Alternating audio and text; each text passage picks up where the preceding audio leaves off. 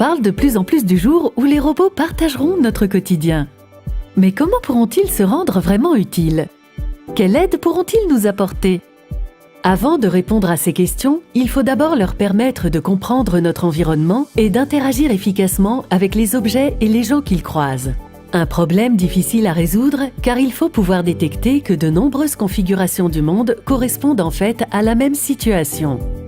Donc pour un humain, prendre un verre d'eau et le remplir à un robinet, c'est une tâche très simple qui sait accomplir quel que soit le verre d'eau, quel que soit le robinet.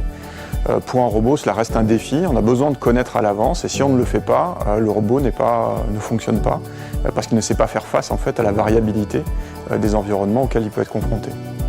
Comment permettre à des robots d'accomplir des tâches malgré la variabilité des situations?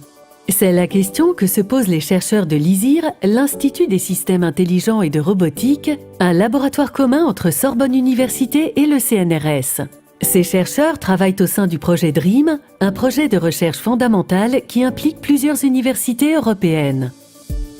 À l'aide d'outils et de concepts venant de disciplines diverses, telles que l'informatique, les neurosciences et la robotique, les chercheurs de l'ISIR conçoivent des robots capables de découvrir par eux-mêmes ce qu'ils peuvent faire dans leur environnement sans que leurs gestes, trajectoires et interactions aient été programmés. Comme un nouveau-né, le robot va explorer le monde progressivement en effectuant d'abord des actions simples, comme pousser un objet, et en observant le résultat. Au fur et à mesure de ses progrès, le robot va effectuer des actions de plus en plus complexes afin d'explorer graduellement le monde qui l'entoure. Le but du projet DREAM est de permettre aux robots de faire face à la variabilité des environnements auxquels ils peuvent être confrontés. Donc pour cela, on va doter le robot de la capacité à trouver par lui-même les compétences qui vont lui permettre d'interagir avec les objets qui peuvent être dans cet environnement. Donc cela va se faire en deux étapes. Donc une étape où le robot va explorer son environnement, interagir directement avec lui, et une étape où le robot va être déconnecté de son environnement, et donc pendant laquelle il va analyser ce qui s'est passé, il va ensuite explorer de nouvelles possibilités ou bien consolider des connaissances, un peu comme le font les humains ou les animaux pendant le sommeil.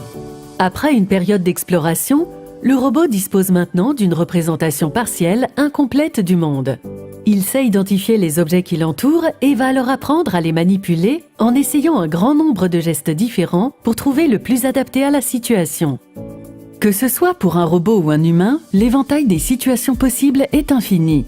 Il est donc nécessaire de dépasser le cadre des expériences vécues pour acquérir des compétences génériques permettant de faire face à des situations inconnues. C'est ce que fait le robot Baxter.